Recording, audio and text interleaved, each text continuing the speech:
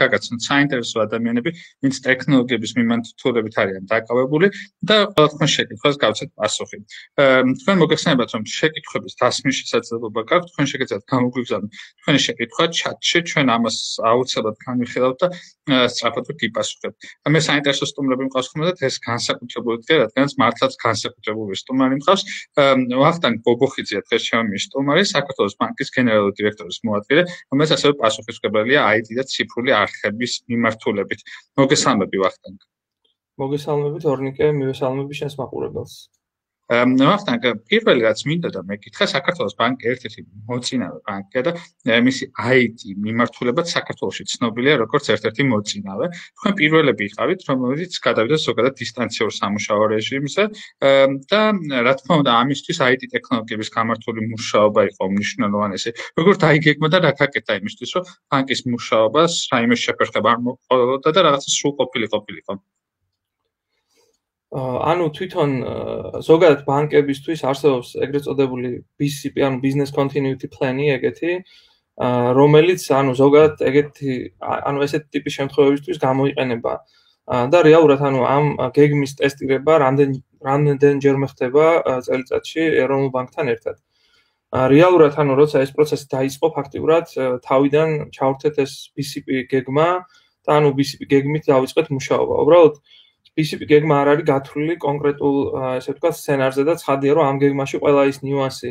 რომელიც დაუშვათ ამ პროცესს ახლდა ახლა თან, ანუ ცხადია, რომ ეგ არ იქნებოდა გათვალისწინებული. ამიტომ ანუ პირველი რიგის ამოცანა იყო, რომ ფაქტიურად ეს BCP გეგმა რაღაცნაირად მოგვერგო ამ სცენარზე და რეალურად ანუ განგვესაზღვრა დაუშვათ ამ სცენარისთვის რა იყო სპეციფიური რა. და დაუშვათ ანუ ერთ-ერთი ეგეთი მაგალითი იყო ის, რომ როგორც წესი, ანუ ბანკი იყენებს open space-ებს თანამშრომელთა სამუშაოდ და რეალურად ამ სცენარის შემთხვევაში დაუშვათ კრიტიკული მიმართულებების ერთ ლოკაციაზე ჯდომა პრობლემა იყო, იმიტომ რომ აღმოჩენილიყო ისე, რომ დაუშვათ დადგენოდა რომელიმე ერთ-ერთ თანამშრომელს ვირუსი, გამოიწვევდა იმას, რომ ფაქტიურად პარალიზება მოხდებოდა მთელი მიმართულების. ამიტომ რეალურად ანუ პირველ ეტაპზე მოხდა ანუ ესეთი მნიშვნელოვანი საბანკო, ესე ვთქვათ, მიმართულებების იდენტიფიკაცია, რომელსაც შეიძლება ბანკის პარალიზება გამოეწვია და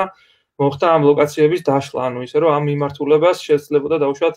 რამდენიმე პარალელური ლოკაციიდან შეესრულებინა თავისი საქმე. ეს რაც ანუ ჯამში, ესე ვთქვათ, ბანკის მასშტაბით მოხდა. რამდენ ხანში მოახერხეთ ეს ვახტანგ? ანუ აქ საუბარი იყო დღეებზე, რაღაცა ანუ ეს პირველად გადალაგება რაღაცა 2-3 დღეში გავაკეთეთ და მათ შორის ანუ ზოგადად ესეთი ანუ კრიზისულ პროცესებში ნუ ორი ძალიან მნიშვნელოვანი მომენტია ჩემი აზრით. პირველი ეს არის ესე ვთქვათ, რაღაცა სინქრონულობა, ანუ იმიტომ რომ იმდენი რამე ხდება ერთად და იმდენად სწრაფად ხდება, რომ აუცილებელია, რომ ეს სხვადასხვა მიმართულების, სხვადასხვა ადამიანები ძალიან სინქრონულად იყვნენ ერთმანეთთან და ანუ სინქრონულად მოქმედებდნენ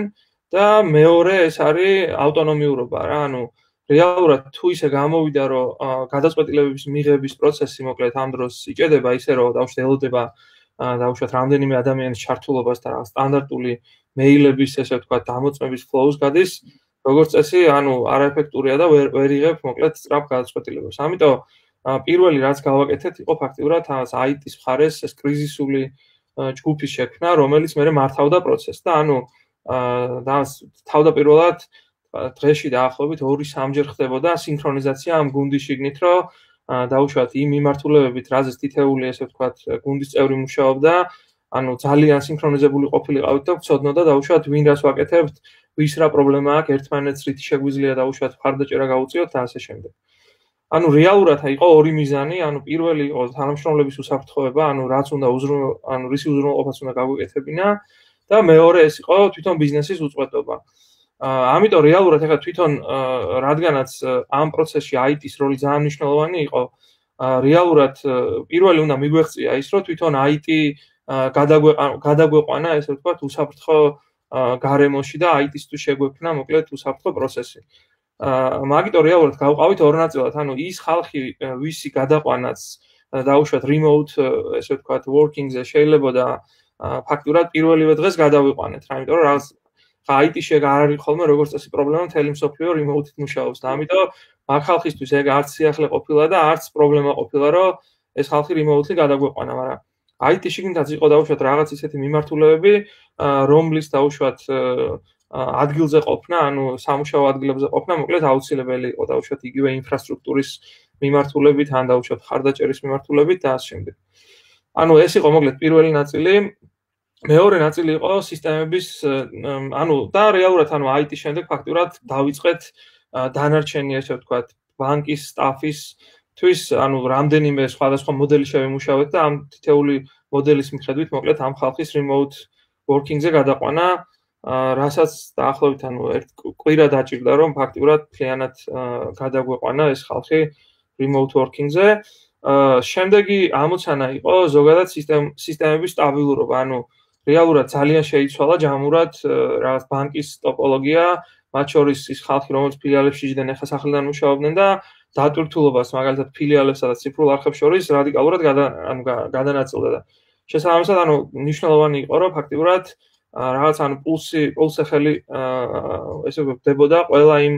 სისტემის ინფრასტრუქტურული კომპონენტის, იმიტომ რომ მოკლედ სისტემების გამართული მუშაობა მაგ პერიოდში ყველაზე მნიშვნელოვანი ფაქტორი იყო. და ანუ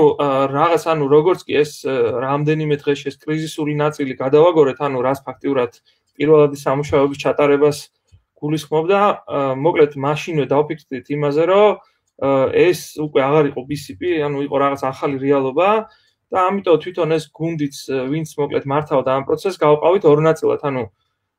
ეს იყო რაღაცა defensive, ესე ვთქვათ, გუნდი, რომელიც ფაქტიურად უზრუნველყოფდა იმას, რომ ბანკს გამართულად ემუშავა და მეორე იყო რაღაც უფრო offensive გუნდი, რომელიც დაუშვათ ცდილობდა, რომ ენახა დაუშვათ რა შესაძლებლობებს აჩენს დაუშვათ ეს ახალი რეალობა, ან დაუშვათ რა შეიძლება შეიცვალოს, რა შეიძლება გაუმჯობესდეს, დაუშვათ რა ტიპის ახალი სერვისი შეიძლება შევთავაზოთ მომხმარებლებს და ასე შემდეგ. ანუ ესენი უფრო იყვნენ მოკლედ იმ შესაძლებლობებზე ორიენტირებული, რომელიც ამ რეალობამ გააჩინა. ანუ მგონია, რომ ეგ ნაწილიც ძალიან ეფექტური იყო, იმიტომ რომ მოკლედ ესეთი მიდგომით შევძელით, რომ ფაქტიურად ერთდროულად თან შეგვეცვალა ეს ბანკის, ესე ვთქვათ, ბანკი გადაგვეყვანა ახალ რეალობაში და ესევე რამდენიმე საკმაოდ დიდი პროდუქტი გამოვიდა. ამ პროდუქტების შესახებ ცოტა მოგვიანებით გითხრა. ძალიან ბევრი მომხმარებელი იქ მიაწყდა სატელეფონო მომსახურებას და დარწმუნებული ვარ, ეს ფაქტი თქვენთანაც იყო. ძალიან ბევრი ადამიანი სავარაუდოდ ტელეფონით გიკავშირდებოდათ. call center არ იყო ბუნებრივია ამდენ ადამიანზე. ზოგადად გახსოვთ, რომ ამდენი დარეკავდა და თავის საბანკო პროცედურებს ტელეფონით შეასრულებდა, რა გააკეთეთ ამ მიმართულებით? ხო, ანუ პრინციპში call center-იც ერთ-ერთი ანუ ეს კრიტიკული, ესე ვთქვათ, მიმართულებაა, რომელიც ამ სიტუაციაში ძალიან მნიშვნელოვანი ხდება და აქაც პირველ ეტაპზე მოკლედ ისე გავაკეთეთ, რომ ანუ რამდენიმე ლოკაციიდან ხდებოდა ესე ვთქვათ, კლიენტების მომსახურება call center-ის თვალსაზრისით, რომ მაგას ეგ რისკები დაგვეწყვია. მაგრამ მე საბოლოო ჯამში მივხვდით იმას, რომ რეალურად გაცილებით უფრო ეფექტური იქნებოდა, თუ კი დაუშვათ ეს ადამიანებიც შეძლებდნენ დაუშვათ საკუთარი სახლიდან მოეხდინათ მომხმარებელთა მომსახურება. და რეალურად ანუ საბოლოო ჯამში ტექნოლოგიურად ისე გადავეწყეთ, რომ ანუ დღეის მდგომარეობით ფაქტურად call center-ს აქვს საშუალება, რომ სახლში მიიღოს ზარები და ანუ როცა თქვენ რეკავთ პირობითად 4-იანებზე, ანუ ეს ზარი მისამართდება და რაღაც პერსონალური კომპიუტერიდან ხდება დაუშვათ სახლიდან ამ ზარზე პასუხი. პრინციპში მაგნაწილში ძალიან დაგვეხმარა ჩვენ ვიყენებთ ეგრეთ წოდებულ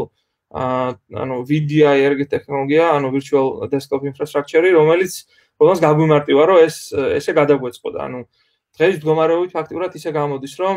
როგორც inbound call-ებს, ესევე outbound call-ებს ფაქტურად სახლიდან პასუხობს call center-ი და ანუ ამ გადასახედიდან, რავი, საკმაოდ კომფორტულია როგორც თანამშრომლებისთვის ამ ტიპის მომსახურება, ესევე თუნდაც აი ხო, მოკლედ მართლა ჩემმა წინა სტუმრებმა ძალიან ბევრი ისაუბრეს კიბერუსაფრთხოების შესახებ. საქართველოს ბანკს ეს თემა ყოველთვის განსაკუთრებულად ჰქონდა მოწესრიგებული და ამ პერიოდის განმავლობაში კიდევ ხომ არ დადგა ეს საკითხი, რომ კიდევ უფრო რაღაცა მექანიზმები გაძლიერებული იყო, რაღაცა ამ მიმართულებითაც შეცვლილიყო, იმიტომ რომ ყველა ჩემი რესპონდენტი, ვინც ლაივში მყავს ხოლმე საღამოს 8 საათზე, ყოველ დღეს საუბრობს აი ამ კიბერუსაფრთხოების შესახებ, იმიტომ რომ მთელ მსოფლიოში გახშირდა კიბერუსაფრთხოების შეტევები და პრობლემები და ამ მიმართულებით თქვენ ისედაც არასოდეს არ გქონიათ რამე გამოწვევა, მაგრამ რამე ხო არ იყო ის, რაც ამ კრიზისმა ამ მიმართულებითაც შეცვალა. ანუ რეალურად ანუ ამ ტიპის კრიზისები და პრინციპში ეს კრიზისიც ძალიან ანუ ამ კრიზისში ძალიან აქტუალური არის კიბერუსაფრთხოების თემა, იმიტომ რომ რეალურად ანუ მნიშვნელოვნად შეიცვალა ის გარემო, რომელშიც თუნდაც თანამშრომლები ოპერირებდნენ, ან თუნდაც, არ ვიცი, მომხმარებელი იღებდა სერვისს. შესაბამისად, ანუ კიბერუსაფრთხოების თემა, ანუ ერთ-ერთი ყველაზე მნიშვნელოვანი საკითხი იყო, თუნდაც ამ BCP გეგმის ნაწილში და ანუ ფაქტიურად, როდესაც ხდებოდა ამ ახალი, ანუ მუშაობის ახალი პრინციპების განსაზღვრა, ანუ ყველა ეს პრინციპის განსაზღვრა გადიოდა ვალიდაციას, ანუ ინფორმაციული უსაფრთხოების გუნდთან, რომ დაუშვათ იქ შექმნილიყო დამატებითი კონტროლები, დანერგილიყო დაუშვათ დამატებითი თულები, რომელიც უზრუნველყოფდა იმას, რომ ანუ ის ცვლილებები, რომელიც განიცადა დაუშვათ ბანკმა, რომ ეს მოკლედ ყოფილიყო თავსებადი იმ ინფორმაციული უსაფრთხოების მოთხოვნებთან, რომელიც დაუშვათ სტანდარტია და რომელზეც ბანკი სწორებას აკეთებს. ასევე მეორე მხრივ, ანუ ეს ერთი ნაწილია მოკლედ თანამშრომლებისთვის და ანუ მეორე ნაწილია თვითონ კლიენტებისთვის, იმიტომ რომ აქაც ფაქტიურად ციფრული არხების მოხმარების, ესე ვთქვათ, დოზა მნიშვნელოვნად გაიზარდა და ამ ნაწილშიც მოკლედ ანუ როცა ვახსენე, რომ მოხდა სისტემების აუდიტი, ანუ ამ ტიპის აუდიტი გულისხმობდა მათ შორის უსაფრთხოების აუდიტს და დამატებითი კონტროლების, ესე ვთქვათ, შემოღებას მაგ მიმართულებითაც, რომ მაგ მოკლედ კომფორტულად გვეგრძნო თავი, ანუ ეს თემაც ძალიან ისეთი მნიშვნელოვანი და თანამდებობი პროცესი იყო ამ ტრანსფორმაციის. ვახტანგ, თქვენ თქვით, რომ საკუთარი პროდუქტების განავითარეთ, როგორც მომხმარებელი, ერთ-ერთი კომფორტული, რაც მე ამ პერიოდის განმავლობაში მოვისმინე, იყო ის, რომ მომხმარებელს საშუალება აქვს ონლაინ ბანკით ისარგებლოს აპლიკაციის საშუალებით და მას საერთოდ არ ქონდეს ინტერნეტიან თანხა, არ ქონდეს ანგარიშზე და ბევრი სხვა მიმართულება განავითარეთ. რა იყო ეს მიმართულებები კონკრეტულად და რა ახალი პროდუქტები შესთავაზეთ აი ამ პერიოდის განმავლობაში მომხმარებელს? ხო, ანუ მოკლედ მაგ ნაწილში ალბათ უნდა დავიწყოთ იმითი, რომ ზოგადად ამ რეალობამ ფაქტიურად შეცვალა ციფრული არხების როლი, ანუ ინტერნეტ ბანკის და მობილური ბანკის, იმიტომ რომ დაუშვათ, როცა ეს პროდუქტები თავის დროზე იქმნებოდა, ანუ საქართველოს ბანკის შემთხვევაში პირველი მობილური ბანკი იყო დაახლოებით 2012 წელი თუ არ ვცდები. რეალურად ეს იყო კომფორტი, ანუ ითვლებოდა, რომ მოკლედ ბანკი იყო, ესე ვთქვათ, ფიზიკური ოფლაინ ლოკაცია და ეს იყო რაღაც დამატებითი როგორ თქვა, ედონი, მოკლედ, რომელიც კომფორტს უქმნიდა კლიენტს. მერე დროთა განმავლობაში მოკლედ ეგ რეალობა შეიცვალა და ანუ ბანკებმა დაიწყეს ისეთ მნიშვნელოვანი დიჯიტალიზაცია, რამაც მოკლედ უბიძგა იქიდან, რომ ეს არხები უკვე გამხდარიყო დაუშვათ ძირითადი არხები ბანკებისთვის, მაგრამ რეალურად ეხლანდელი გადასახედიდან გამოვიდა, რომ ეს არათუ თუნდაც primary channel-ი, არამედ აუცილებლობა, ანუ თუ გინდა რომ ესე ვთქვათ უსაფრთხოდ მიიღო საბანკო სერვისები, ფაქტიურად ციფრული არხები არის ერთ-ერთი არხები, რითაც ამის გაკეთება შეგიძლია. და ანუ რეალურად რადგანაც ყველანი ვართ მოტივირებული იმისკენ, რომ ადამიანები არ გამოვიყვანოთ სახლიდან და ანუ დარჩნენ სახლში, ამიტომ ჩვენი ესე ვთქვათ, აი ძირითადი მიდგომა იყო ის, რომ ჩვენ მოკლედ მოგვეგვარებინა ის ნაწილი, რაც ბენკინგს ეხება, ანუ შეგვექმნა ამ ხალხისთვის ბენკინგის ისეთი გარემო, რომ მოკლედ ბენკინგის გამო ხალხს არ დაჭირვებოდა მოკლედ სახლიდან გამოსვლა. და რეალურად ანუ თუნდაც ის, რომ დაუშვათ საკომისიოები განულდა ციფრულ არხებში, თუნდაც ის, რომ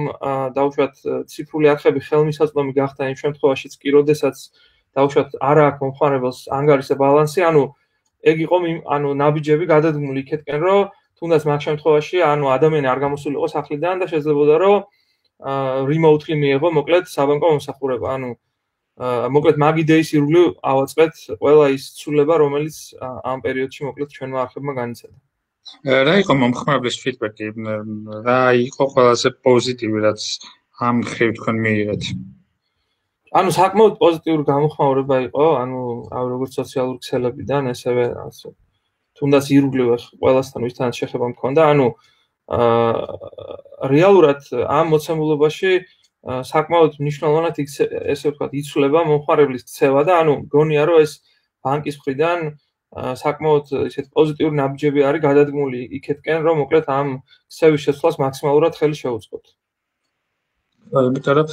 ზოგადად მომხმარებელი ცვლის ხოლმე გარემოება, მაგრამ კარგი სერვისები, რომელიც შეთავაზებულია ხოლმე, ესენიც საკმაოდ დიდ როლს ასრულებენ და ბოლოს კი რო წავიდეთ, ჩვენ გვქონდა 15 წუთია, რაც ვსაუბრობთ და ჩვენი შეხვედრა დაახლოებით 15 წუთის განმავლობაში გრძელდება ხოლმე. რა არის პროგნოზი, როგორ განვითარდება ტექნოლოგიურად საბანკო მომსახურებები, ეს რო განვაზოგადოთ და არა მარტო საქართველოს მაგალითზე, არამედ როგორც ახთანგის როგორც ექსპერტის აზრი მოვისმინოთ, რომ როგორ განვითარდება, რა იქნება მომავალში, საერთოდ წავა ზოგადად საბანკო სფერო, ზოგადად საფინანსო სფერო, რომელიც დღეს ასე უცებ შეიცვალა და ასე უცებ მოახდინა ტექნოლოგიური ტრანსფორმაცია. ხო, ანუ მაგ ნაწილში მგონია, რომ პრინციპში ეს დიჯიტალიზაციის პროცესი, ანუ ბოლო რამდენიმე წელია საკმაოდ ისეთი ინტენსიური ტემპით მიმდინარეობს და რეალურად ის ახალი თაობის მომხმარებლებისთვის ბენკინგი რადიკალურად განსხვავდება დაუშვათ თუნდაც რაღაცა იმ ადამიანებისგან, რომელიც ბენკინგით სარგებლობდნენ რაღაც 15-20 წლის წინ. შესაბამისად, ან მგონია, რომ რეალურად ამ გარემოებამ ეს ზოგადად დიჯიტალიზაციის პროცესი ძალიან დააჩქარა. ანუ რაც შეიძლება დაუშვათ მომხდარიყო უახლოეს 5-10 წლის განმავლობაში, მგონია, რომ ეს ცვლილებები მოხდება რაღაც უახლოესი 1 წლის განმავლობაში. ანუ პირველ რიგში მომხმარებლები შეიცვლიან ქცევას, იმიტომ რომ როგორც წეგან მახსენე, ეს აღარ არის კომფორტი, ანუ ეს არის ფაქტიურად რაღაცნაირად უსაფრთხო ბენკინგის საშუალება და ანუ მგონია, რომ მას შემდეგ რაც მომხმარებლები ქცევას შეიცვლიან, ანუ ისინი არ დაუბრუნდებიან იმ ძველ ქცევას, თუნდაც მას შემდეგ რაც ესე ვთქვათ, ეს ყველაფერი დასრულდება. და რეალურად ანუ ისინი ნახავენ, რომ პირობითად ესე მიღებული სერვისი გაცილებით უფრო მარტივია, გაცილებით უფრო მოსახერხებელია, ამაზე გაცილებით უფრო ნაკლებ დროს ხარჯავენ და ასე შემდეგ. რაც შეეხება თვითონ ბანკების კუთხით, მოკლედ ერთი ძალიან დიდი მნიშვნელოვანი მიმართულება, რომელზეც ალბათ ისედაც აქტიურად მუშაობდნენ, მაგრამ მგონია, რომ ახლა კიდევ უფრო უნდა ესე ვთქვათ, გააძლიერონ მოკლედ ამ მიმართულებით მუშაობა, არის მოკლედ დიჯიტალიზაცია, ციფრული არხების განვითარება. პლუს აქ დამატებით შემოდის დაუშვათ ისეთი კომპონენტები, როგორიც არის დაუშვათ სიმარტივე. ანუ თუ კი აქამდე და ზოგადად ანუ მომხმარებლისთვის ისეთი user experience-ი შექმნა, რომ რაც შეიძლება ესე ვთქვათ მარტივად და რაც შეიძლება მოკლედ ისეთი კომფორტულად მიიღოს საბანკო მომსახურება, იმიტომ რომ რეალურად ანუ მიმდინარე მოცემულობით ციფრულ არხებზე გადასვლა ხდებოდა რაღაცნაირად ბუნებრივი პროცესი იყო, ანუ დინებით გადადიოდა ეს ხალხი, ანუ ფიზიკური ლოკაციიდან დავუშვათ ციფრულ არხებში, მაგრამ ეხლა რადგანაც ეს პროცესი დაფორსირდა, რეალურად ამ ხალხისთვის ძალიან მნიშვნელოვანი იქნება ამ აპლიკაციების სიმარტივე და ანუ მოკლედ მათი მოხმარების დროს ყველანაირი ესე ვთქვათ სირთულის და ბარიერების მოშლა. მგონია ტელებანკინგზე საუბრობდა ძალიან ბევრი, რომ ტელებანკინგი განვითარდება, როდესაც ვიზუალურადაც შეხედავს მომხმარებელს ოპერატორი და შეძლებს მასთან კომუნიკაციას. კი, ანუ პრინციპში ამ მიმართულებასაც ძალიან ბევრი ბანკი იყენებს და მგონია, რომ ეგეც აქტუალური იქნება, იმიტომ რომ ესეც საშუალება იქნება იმისა, რომ remotely მეგობრს აქვს ეგეთი გამოცდილება, ამერიკაში მუშაობს ერთ-ერთ ბანკში და პერსონალის შერჩევაც რობოტის საშუალებით ხდება, რობოტთან გიწევს ურთიერთობა და მხოლოდ ბოლო ეტაპზე, მეხუთე ეტაპზე 5 საფეხურიანი შერჩევა აქვს და ცენტრალური ბანკი ეს Bank of America 5 ეტაპიან შერჩევას ძირითადად რობოტის საშუალებით ახერხებს და მხოლოდ ძალიან ცოტა დროს უთმობს ფიზიკურ შერჩევას, როდესაც ადამიანს ფიზიკურად ხდება ადამიანური რესურსების წარმოადგენელი, ასე რომ ყველაფერი რაღაცა დიჯიტალიზაციისკენ უფრო ჩქარად წავა, ეს არის. ანუ რეალურად დიჯიტალიზაციას როცა ვამბობ, არ გულისხმობ ანუ ამაში უბრალოდ რაღაცა ფრანტის ცვლილებას, ან მომხმარებლისთვის დაუშვათ პროდუქტების ცვლილებას, მათ შორის ეგ გულისხმობს რაღაცა უკან back-end პროცესების ცვლილებასაც, რომ რეალურად ფაქტურად ადამიანის ჩარევის გარეშე მოხდეს ნებისმიერი ტრანზაქციის დამუშავება თუ პროდუქტების გაყიდვა და ასე შემდეგ. ანუ ამასთან ერთად მგონია, რომ ძალიან მნიშვნელოვანი მიმართულება იქნება, ანუ პერსონალიზაცია, ზოგადად ანუ ამ თანამედროვე სამყაროში პერსონალიზაციის მიმართ ძალიან დიდი მოთხოვნილება აქვს ადამიანებს და რეალურად ანუ როდესაც გაყიდვების პროცესი გადაინაცვლებს ციფრულ სივრცეში, იქ მოკლედ ძალიან მნიშვნელოვანი გახდება, რომ საკუთარ თავზე მორგებული, ესე ვთქვათ, შეთავაზებები მიიღონ ადამიანებმა, მიიღონ სწორ დროს, მიიღონ სწორ ადგილას, მოკლედ ანუ პერსონალიზაციის ნაწილი ძალიან მნიშვნელოვანი გახდება. ესევე მგონია, რომ ზოგადად ანუ advanced data analytics-ის მიმართულება, რომელიც ისევ პერსონალიზაციას და ავტომატიზაციას პასუხობს, მოკლედ მაგ მიმართულების განვითარებაც ძალიან ინტენსიური გახდება, იმიტომ რომ ეგ არის რეალურად საშუალება იმისა, რომ მომხმარებელს მიაწოდო, ესე ვთქვათ, თანამედროვე სერვისი და ესევე მგონია, რომ თუნდაც open banking-ის მიმართულება გახდება ზოგადად აქტუალური ბანკების ირგვლივ, იმიტომ რომ იდეაში ეს ქცევის ცვლილება გამოიწვევს არა მხოლოდ საბანკო სერვისების დიჯიტალიზაციას, არამედ გამოიწვევს მათ შორის სხვა დაუშვათ არასაბანკო სერვისების დიჯიტალიზაციას და რეალურად ანუ ბანკებს ამ სხვადასხვა ტიპის ციფრულ, ესე ვთქვათ, სერვისებთან ანუ ამ სინერგიების შექმნა შეუძლიათ, მოკლედ open banking-ით და ამ API-ების საშუალებით და მგონია, რომ მოკლედ მაგ მიმართულებაც მნიშვნელოვნად განვითარდება, ან დაჩქარდება განვითარება, იმიტომ რომ ეს ბევრი რაღაცის enabling-ს გააკეთებს. ძალიან დიდი მადლობა ვახტანგ, ძალიან საინტერესო თემაზე ვისაუბრეთ, თავის გამოცდილებად აგვიზიარა ვახტანგ ბობოხიძემ, რომელიც არის საქართველოს ბანკის გენერალური დირექტორის მოადგილე, ის ციფრული არხების განვითარებისა და IT-ის მიმართულებით ასევე პასუხისმგებელია საქართველოს ბანკში, აი ამ ანტიკრიზისულ გეგმაზე, საბანკო პროდუქტების განვითარებაზე და ზოგადად IT ტრანსფორმაციაზე გვესაუბრა, ტექნოლოგიურ ტრანსფორმაციაზე გვესაუბრა ბოლო 21 წუთის განმავლობაში.